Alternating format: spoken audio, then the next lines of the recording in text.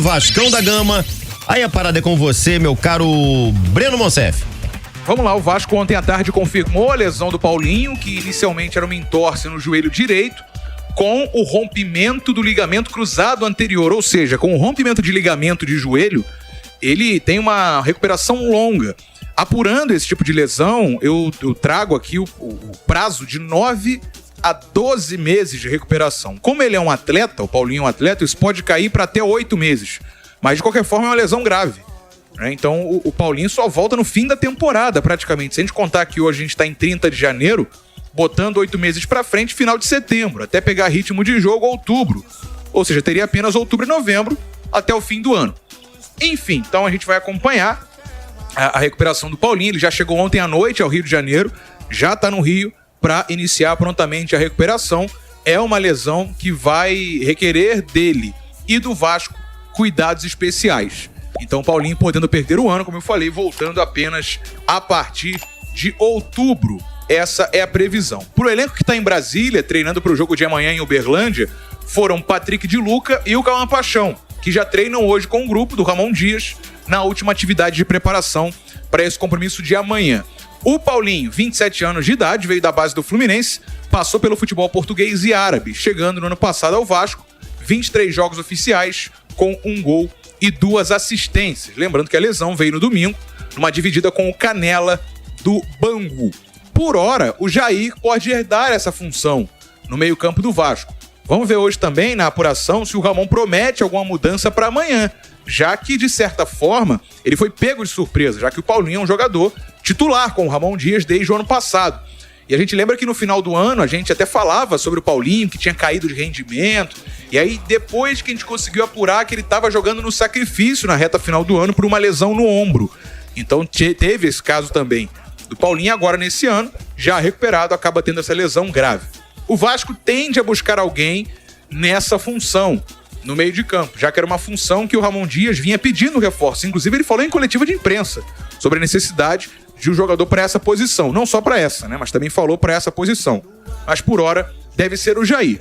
Vamos aguardar e, é claro, de novo, Paulinho tendo uma lesão grave, até outubro, pelo menos, de recuperação. Ele pode perder a temporada. A gente vai seguir acompanhando essa lesão do Paulinho no joelho direito. Meu parceiro Bruno Azevedo. Valeu, Breno. Cara, que notícia ruim, né? Pô, seguramente o Paulinho é um dos principais jogadores desse time, né? Uma pena, cara. Perdeu o Paulinho em janeiro.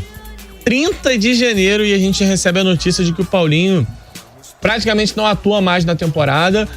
É algo para se lamentar, é o que a gente fala, né? Campeonato começando muito cedo. Isso poderia acontecer, óbvio, em qualquer momento de Campeonato Brasileiro, em qualquer momento de Copa do Brasil.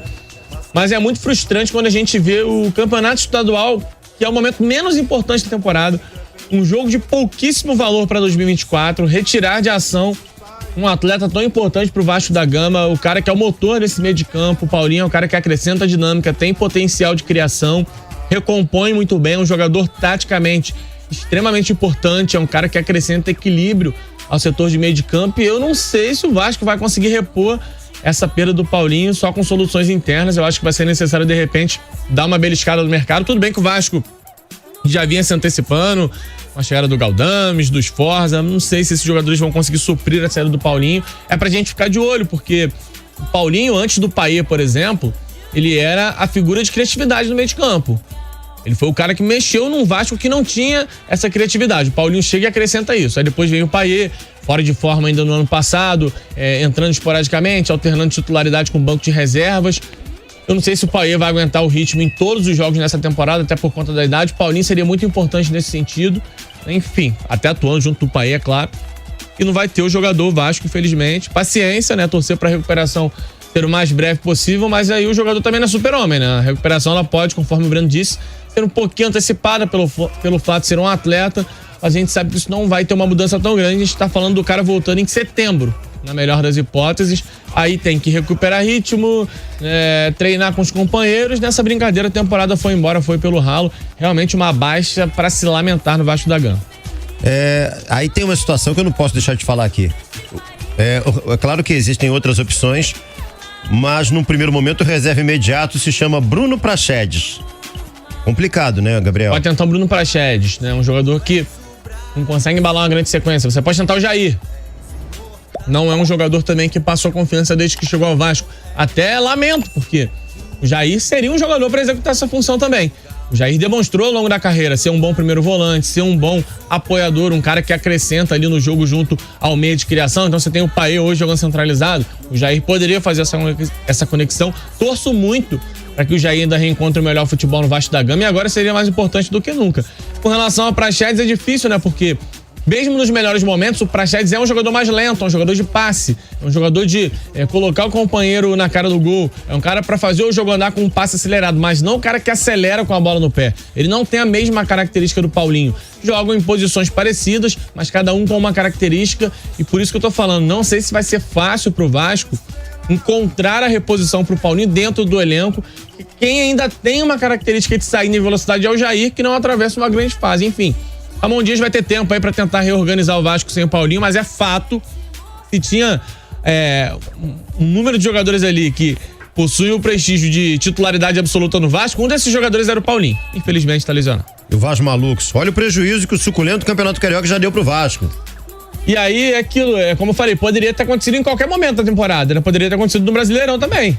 Alguns jogos do Brasileiro acontecem no Mané Garrincha, enfim, mas aconteceu no Carioca. Isso aumenta a frustração, né? Porque o torcedor fica com aquilo. Pô, o cara não jogou uma partida importante, não. Nem um clássico de Campeonato Carioca o Paulinho disputou e já está lesionado. E aí, realmente, é só lamentar, porque é o que o nosso calendário oferece.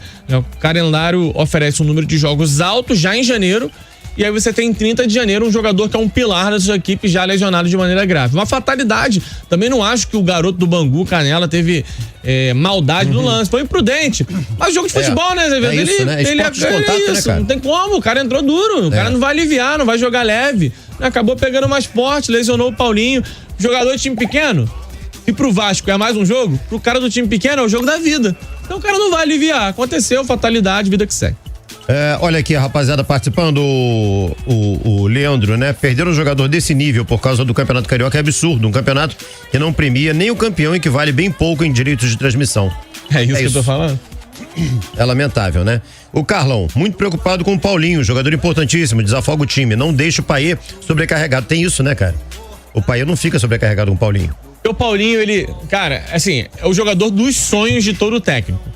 Porque ele tem muita qualidade com a bola no pé, ele tem arremate, ele tem bom passe, ele é um cara que vai acrescentar na criação, mas se tu precisa desse cara retornando na marcação, desse cara se dedicando taticamente, ele é esse jogador também. Paulinho tem até um número de cartões um pouquinho elevado para um jogador da posição. Por quê? Porque volta muito, porque se tiver que dar uma entrada dura no adversário, vai dar entrada dura para conter um ataque. É um jogador que se dedica muito, né? Mas tem a qualidade técnica e aí pesa realmente a ausência. Você acha que é o caso por conta dessa lesão, né? Do Vasco quebrar um pouquinho esse planejamento de contratações e buscar alguém? Eu acho que o Vasco deveria ir ao mercado, porque, vou repetir aqui, Jair é um volante com boa saída, poderia tentar ali simular o que faz o Paulinho, mas não sei se vai conseguir. O Praxedes, pela falta de dinâmica com a bola no pé, pela falta de velocidade, não acho que consiga reproduzir os mesmos movimentos. O Vasco tá buscando o Sforza, que parece um jogador mais para ser um primeiro homem de meio de campo. O Galdames, que tá vindo também do Genoa, não me parece ter as mesmas características do Paulinho. Lembrando, o Vasco acabou de negociar o Marlon Gomes. Poderia ser um jogador com essa característica parecida. Um meio atacante, um cara de criação, mas que recompõe bem também. Ou seja, o Vasco perdeu 2 jogadores numa tacada só. Por mais que o Paulinho seja por lesão, você não vai poder contar com ele ao longo da temporada. Eu acho que esse planejamento vai ter que ser revisto. O Vasco vai ter que buscar um outro jogador com características próximas. E a gente falava, né? Ano passado o Vasco fez um segundo turno bom no Brasileiro. Reforçando o elenco, tem tudo para dar uma subida de rendimento. Só que aí perde um dos principais jogadores, é o caso realmente de você reavaliar o planejamento. O Rômulo Lacerda tá aqui. Não podemos esquecer que ele se machucou na entrada do violento Canela, jogador do Bangu. O Robson Melo, o Matheus Henrique, o substituto do Paulinho era o Marlon Gomes, que já foi embora. Agora tem que ir ao mercado, é o que você falou, né? Jogador que foi negociado, rendeu um bom dinheiro, pelo visto, o Vasco vai ter que gastar esse dinheiro buscando um jogador próximo ali do setor. Eu queria falar sobre o Paê, porque teve um episódio nesse jogo contra... esse último jogo foi contra o Bangu. E teve um lance, cara, que teve uma tabelinha do Paê com o Paulinho. Não, perdão, o Praxedes já estava em campo, não foi o Paulinho. Paê, tinha um jogador de lado de campo, que eu não tô me recordando quem era que fez a tabelinha. Foi o Piton, Paê, e aí entrou pra fazer uma triangulação o Praxedes. Quando tava a bola, pitou um Payet, redondinho, um no pé do outro. Chegou o Praxedes, foi tentar enfiar uma bola pela linha de fundo, saiu. Tiro de meta pro Bangu. E aí o Payet olhou e balançou, não falou nada, só balançou a cabeça, tipo assim, pô, tava tudo dando tão certo, né, cara?